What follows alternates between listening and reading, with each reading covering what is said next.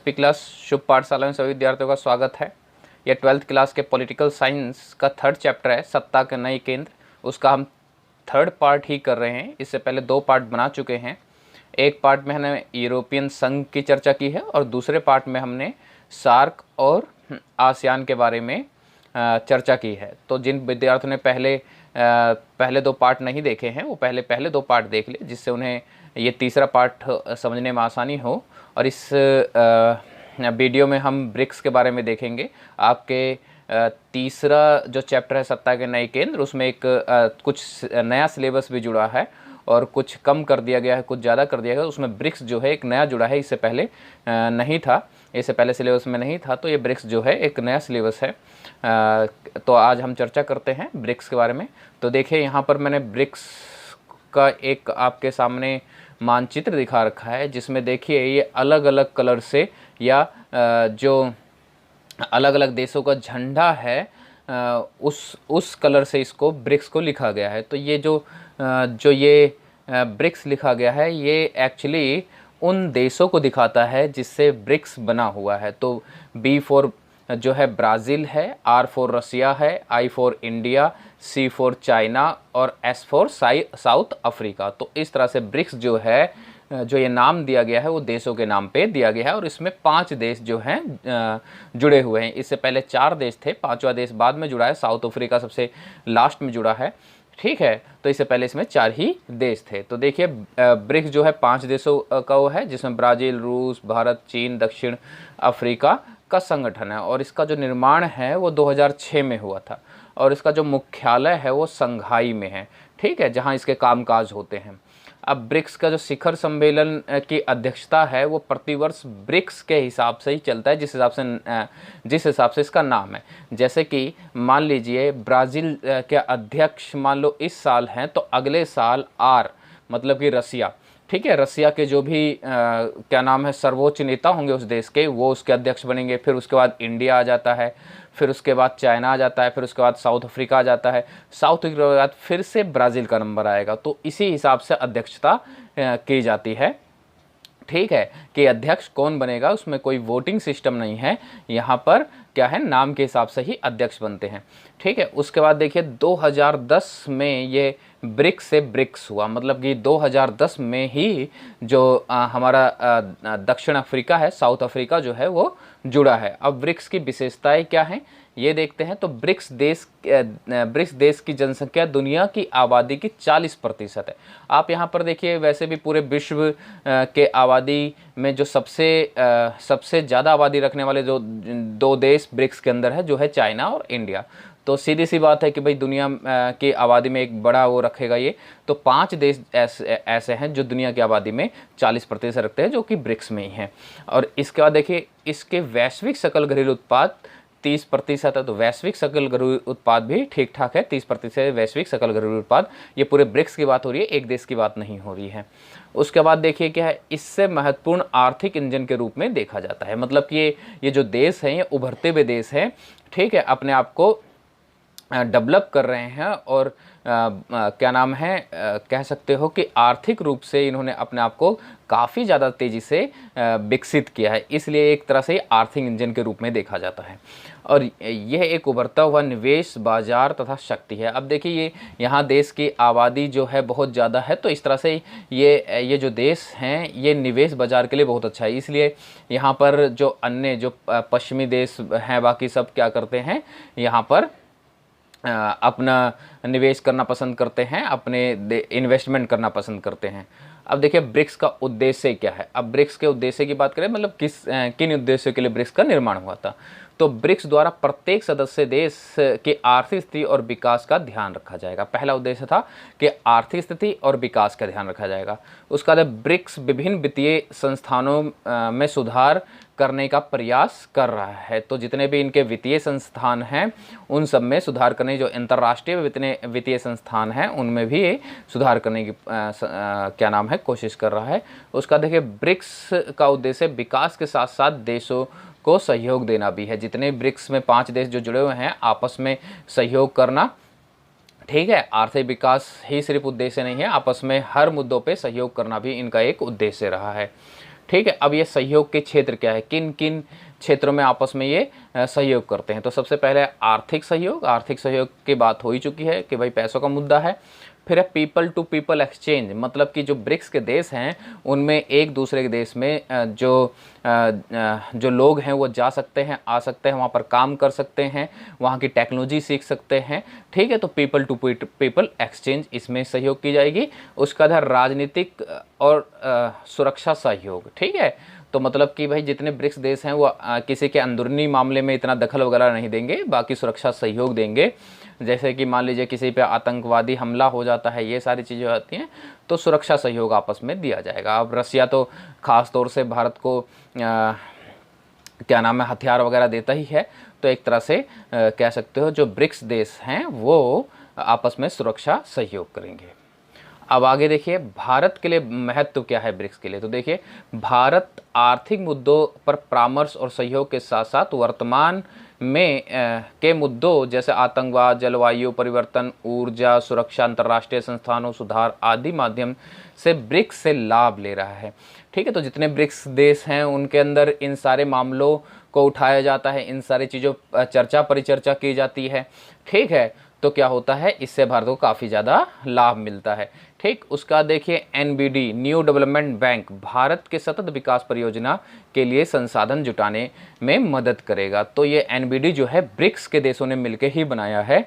ठीक है, जो भारत के सतत विकास परियोजना, जो भी विकास की परियोजना होगा उसके लिए वो लोन वगैरह प्रोवाइड करता है। अब देखिए एनबीडी ने भारत को पहले ऋण 250 मिलियन डॉलर की सहमति दे भी दी है। तो इससे ही समझ जाओ कि ब्रिक्स कितना ज़्यादा जरूरी है भारत के लिए कि उसने 250 मिलियन डॉलर की सहमति भी दे दी है कि हाँ आपके विकास के लिए हम इतना लोन देंगे। ये लोन की तरह है, ठीक है, बाद में इसको वापस कर दिया जाएगा। ठीक है, तो ये एनबीडी ने 250 मिलियन डॉलर की सहमति दी है। तो इस तरह से देख सकते हो कि भारत के लिए कितना महत्वपूर्ण है ब्रिक्स। ठीक है, अब आगे हम बात कर रहे हैं रूस के। आपके उसमें कुछ देशों के नाम भी दे रखे हैं सिलेबस में, जैसे रूस हो गया, इजराइल हो गया, चाइना हो गया, भारत हो गया। तो इन देशों के बारे में भी हमें चर्चा करनी है इस चैप्टर में। तो इसमें हमें इनकी सैन्य शक्ति के बारे में देखना है, आर्थिक शक्ति के बारे में देखना है, इन देशों की भौगोलिक स्थिति वगैरह क्या है, इन सब चीज़ों की चर्चा कर लेते हैं। तो देखिए रूस का मैंने यहाँ पर झंडा जो है वो लगा रखा है। रूस के झंडे में तीन कलर हैं, जिसमें सफ़ेद और ये ब्लू कलर और रेड कलर। ठीक है, 3 कलर से रूस का झंडा बना है। अब देखिए कहा जाए तो रूस जो है क्षेत्रफल की दृष्टि से पूरे विश्व में सबसे बड़ा देश है। ठीक है, और ये देश यूरेशिया देश कहलाता है। अब यूरेशिया का मतलब क्या है कि भाई इस देश का कुछ भाग जो है वो यूरोप में है और ज़्यादातर भाग तो एशिया में है, लेकिन कुछ भाग यूरोप में भी है। तो इसलिए इसको यूरेशिया देश कहा जाता है, मतलब यूरोप और एशिया में दोनों में रहने वाला देश। ठीक है, उसका देखिए जनसंख्या जो है यहाँ पर 14.7 करोड़ के लगभग जनसंख्या इनकी है, जो कि विश्व में 9वां स्थान रखता है। ठीक है, उसका देखिए 1917 में, पता ही है हमने इससे पहले चैप्टर में बात की है कि यहाँ पर क्रांति हुई थी जिससे समाजवाद की स्थापना हुई थी। उसका सोवियत संघ के विघटन के बाद जो रूस है वो सोवियत संघ का उत्तराधिकारी बना था। ये सब बात हम इससे पहले चैप्टर में कर चुके हैं। ठीक है, तो जिन बच्चों ने ये चैप्टर नहीं पढ़ा, इसे सेकंड चैप्टर नहीं पढ़ा है, तो वो सेकंड चैप्टर पढ़ लेंगे तो ये सारे जो बिंदु हैं वो आसानी से समझ में आएंगे। तो 1917 में जो रूसी क्रांति हुई थी इसके बारे में हमने सेकंड चैप्टर में काफ़ी ज़्यादा चर्चा की है। अब उसके आगे देखिए रूस की सैन्य शक्ति। तो रूस की सैन्य शक्ति देखिए, रूस एक साल में लगभग 54 बिलियन डॉलर रक्षा बजट में खर्च करता है। तो ये देखिए एक तरह से कह सकते हो कि इनकी जो रक्षा बजट है वो काफ़ी ज़्यादा है।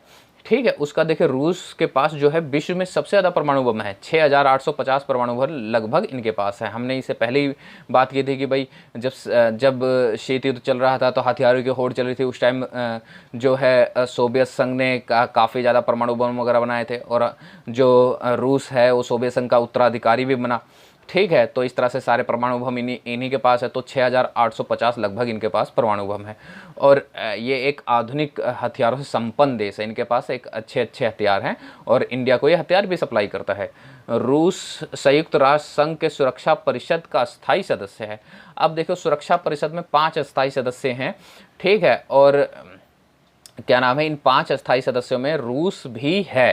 ठीक है, अब ये जब संयुक्त राष्ट्र संघ का चैप्टर आएगा तो इसको और ज़्यादा डीपली समझोगे कि सुरक्षा परिषद में स्थायी सदस्य रहना अपने आप में एक महत्व रखता है, ठीक है, क्योंकि उनके पास एक पावर होती है। देखो वो कौन सी पावर है, वीटो पावर। तो वीटो पावर क्या है, एक निषेधात्मक पावर है।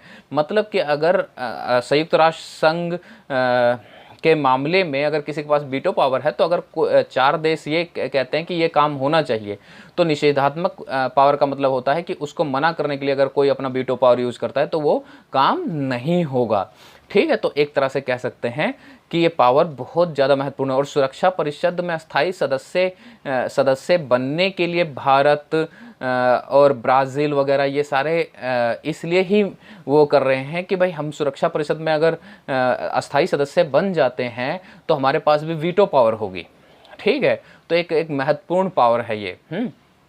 तो ये रूस के उसमें था। अब देखिए रूस की सामाजिक एवं आर्थिक स्थिति की बात करें तो 20वीं सदी के प्रारंभ में 85% जो है रूसी कृषक थे, ठीक है, और मॉस्को और सेंट पीटर्सबर्ग प्रमुख औद्योगिक क्षेत्र थे।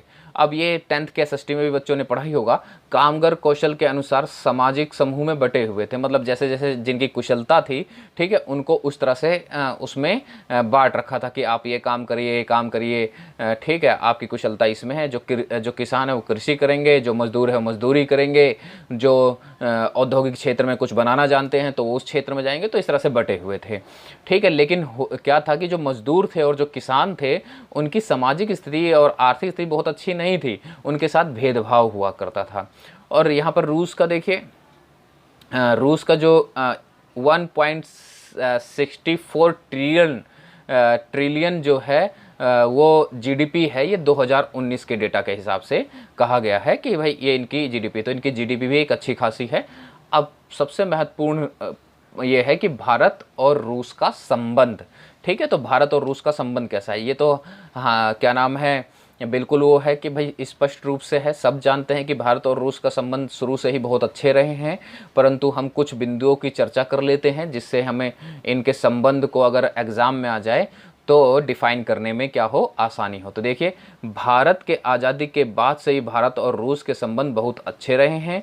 शीत युद्ध के समय भारत और सोवियत संघ में मजबूत राजनीतिक, सैनिक, आर्थिक और राजनयिक संबंध रहे हैं, ठीक है। और रूस से भारत ने S-400 डिफेंस सिस्टम खरीदा है। जो रूस है वो पहला निर्यातक देश है भारत के लिए, जो सबसे ज़्यादा जो है हथियार वगैरह, डिफेंस के लिए हथियार वगैरह सारे चीज़ें प्रोवाइड करता है भारत को, ठीक है, ये ध्यान रखना है। उसका बाद समय समय पर रूस ने भारत को हथियार दिया है, ठीक है। उसका देखिए 9 अगस्त 1971 को भारत और रूस ने सोवियत भारत शांति, मैत्री और सहयोग संधि की थी, जिससे इनके बीच में एक अच्छा मित्रता बनी रही। और 2006 की बात कर ही चुके हैं कि भाई ब्रिक्स का निर्माण हुआ, जिसके अंदर भी क्या हुआ कि भारत और रसिया है ही, ठीक है। तो इससे इनके जो संबंध है और ज़्यादा अच्छे हो गए, ठीक है। तो आज के लिए बस इतना ही है। अगले पार्ट में देखेंगे बाकी का चैप्टर, क्योंकि ये चैप्टर जो है काफ़ी ज़्यादा बड़ा है, ठीक है। तो इसलिए इसमें 4 पार्ट में ख़त्म कर देंगे, तीसरा पार्ट था, अगले पार्ट में इस चैप्टर को ख़त्म कर देंगे।